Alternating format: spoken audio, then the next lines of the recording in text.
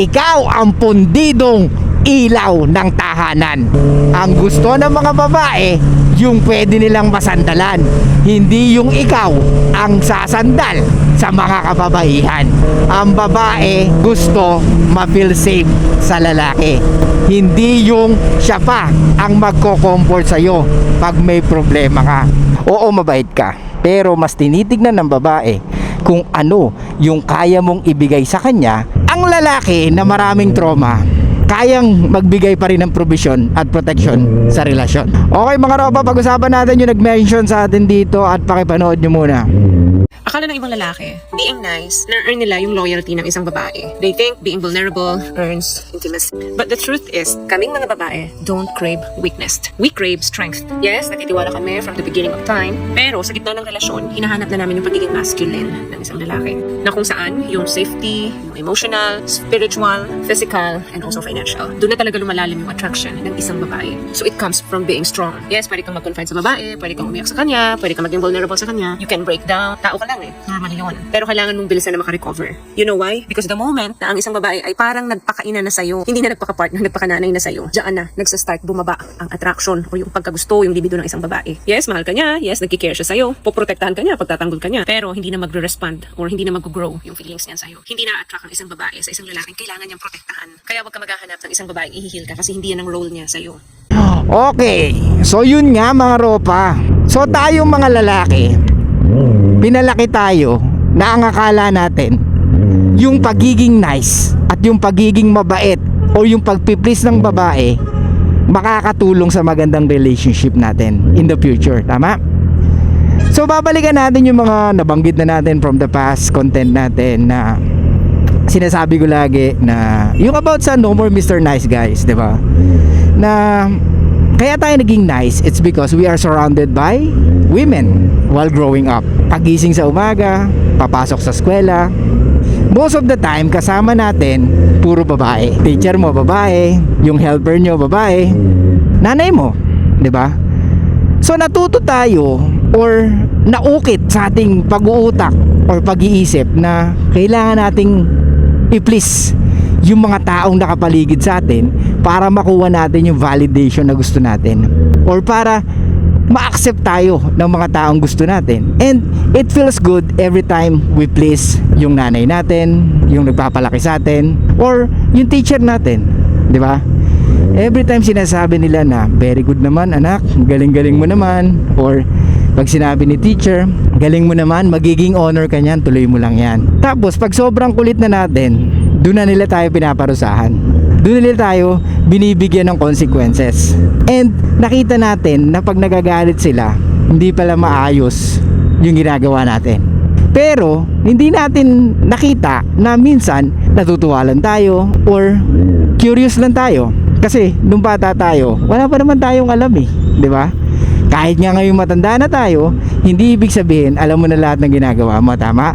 May mga bagay na bago sa'yo, may mga bagay na narinig mo na masarap sa pakiramdam, kaya gagawin mo. Pero minsan may mga ginagawa tayo na alam nating mali, pero minsan doon lang nating malalaman na mali pag uy, ano nangyari dyan?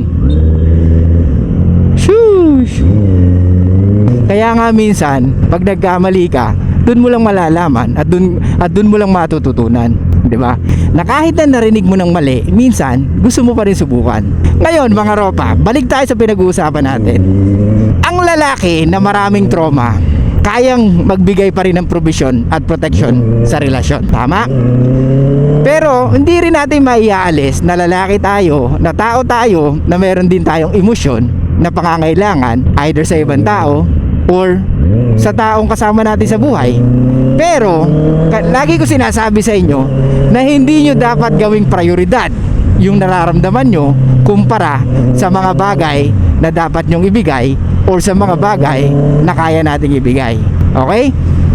We as a fucking men, mataas ang demand nila sa atin. Kaya nga women do monkey branching kasi nga ang babae ay may biology na naghahanap ng malupit na lalaki, di ba? So pag hindi ka malupit, alam mo na pwede siyang manawa or pwede kanyang palitan ng hindi mo namamalayan. Gets? Pwede mo nating maialis sa kanya yun? Well, like I said, biology, mahirap alisin. Anyway, wait lang mga ropa. Pag iba kasi yung dulo mga ropa, ang hirap, hindi natin masuksok. Ayun, pwede. Okay. So 42 tayo sa likod mga ropa, tas 36 sa harap eh. So tayo mga lalaki, kahit anong mangyari, mas importante pa rin yung mga dapat natin ibigay sa babae, sa pamilya, sa mundong ito, or sa mga anak mo. 'Di ba? Mataas ang demand nila sa atin dahil inaasahan nila na given sa atin yung pagiging provider natin at pagpoprotekta natin.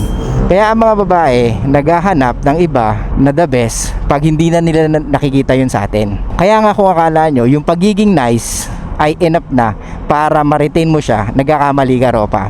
Ulitin ko sa inyo, ang pagiging nice ay hindi enough para ma-retain mo ang babae sa buhay mo.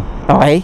Oo, mabait ka, pero mas tinitignan ng babae kung ano yung kaya mong ibigay sa kanya at sa magiging pamilya nyong dalawa. Maliwanag? Dahil pag hindi mo na ibigay yun, alam mo na mangyayari ropa. May stress ka, pwedeng kung ano-ano ang marinig mo sa kanya na masasakit na salita na hindi mo akalain na may ganun pala siyang pag-uugali. Na first time mo maririnig or hindi mo akalain na yun ang maririnig mo sa kanya. Dahil ang mga babae ay emotional creatures. So i-expect mo na pwedeng kung ano-ano ang sabihin nila sa'yo para may ma-realize ka na dapat mong gawin para sa kanya or para sa pamilya niyong dalawa. Pero may mga babae namang mareklamo sa buhay at hindi natin maiwasan yon ropa. Given yun. Kaya nga maghanap ka ng babae na kahit papano alam mo kung paano pasiyahin or alam mo na madali siyang pasiyahin. Pero given din na ang mga babae mahirap pasiyahin dahil ang babae nanggagaling sa emotions nila.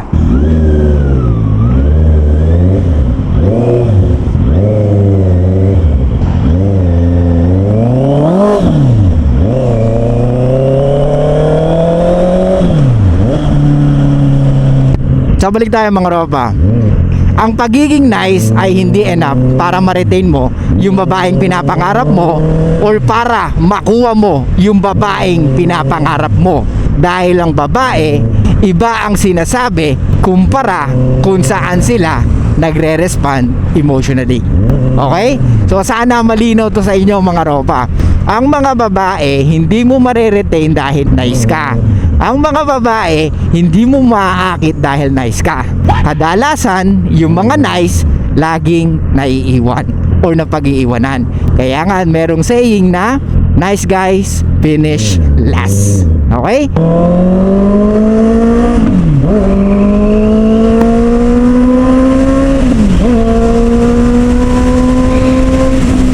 Okay mga ropa, ulitin ko. Ang mga babae, hindi mo mare-retain dahil nice ka or kind ka. Okay? Ang mga babae, ang hinahanap nila yung mga lalaking kaya silang itaguyod ropa. Hindi mo mare-retain ang babae dahil may mabuting kalooban ka. Para sa kanila, pag tumagal ang panahon, hindi ko makakain yung ganda ng kalooban mo. Kailangan ko ng isang lalaki na matigas, matipuno, kayang magtaguyod ng pamilya. Ngayon, kung tingin mo sa sarili mo bilang lalaki, wala ka pa doon, huwag ka munang magpamilya, ropa. Madaling magpamilya anytime na gustuhin mo kung merong babae na talagang tanggap ka. Pero tandaan mo, ang babae nagbabago ang isip pag tagal-tagal, lalo na habang tumatanda na. Okay? Naghahanap na sila ng lalaki na pwede nilang sandalan at kaya silang buhayin, ropa. Ngayon, kung ikaw wala ka pa doon, mag-isip-isip ka bago ka magpamilya. Dahil baka sumakit ang ulo mo sa babaeng pinili mo pag naalaman mo nagma-monkey branch na pala siya. Okay? Kaya sa mga ropa natin na walang idea kung ano ang mga hinahanap ng mga babae, lagi nyo lang itong tatandaan. Kailangan natin maging complete package. Kaya nga lagi nating dapat i-improve yung MMG natin. Okay? At lagi ko na sinasabi sa inyo, huwag kayong basta-basta maging vulnerable sa EA. Anong ibig ko sabihin dito? Yes, darating yung point na masasad ka, magkakaproblema ka, mapapagod ka, gusto mo umiyak, gusto mong ilabas yung sama ng loob mo. Ito lang masasabi ko sa inyo, Ropa. Wag na wag kayong maglalabas ng sama ng loob sa inyong EA. Dahil pwedeng mag-iba yung pagtingin niya sa inyo. Why? Kasi ang babae, mas gusto nila yung lalaki na may bayag at hawak ang bayag. Okay? Kaya nga tinatawag na ang lalaki pundasyon ng tahanan or haligi ng tahanan. Kaya nga lagi niyong tandaan, you need to stick sa pagiging masculine mo dahil hindi uubra yung pagiging imo mo sa relasyon na gusto mo. Dahil ang mga babae pwedeng magbago ang tingin sa'yo once na nagpakita ka ng kahinaan mo sa harap niya. Okay? Ang babae gusto ma-feel safe sa lalaki. Hindi yung siya pa ang magko-comfort sa'yo pag may problema ka. Kaya nga karamihan ng mga lalaki kinikim-kim ang problema. Huwag kang maniwala sa iba na nagsasabi na dapat open ka or nagpapakita ka ng vulnerability mo sa kanila. Dahil hindi totoo yun, Ropa. Masarap lang pakinggan. Kumbaga sa kontrata mo, everything are good on papers.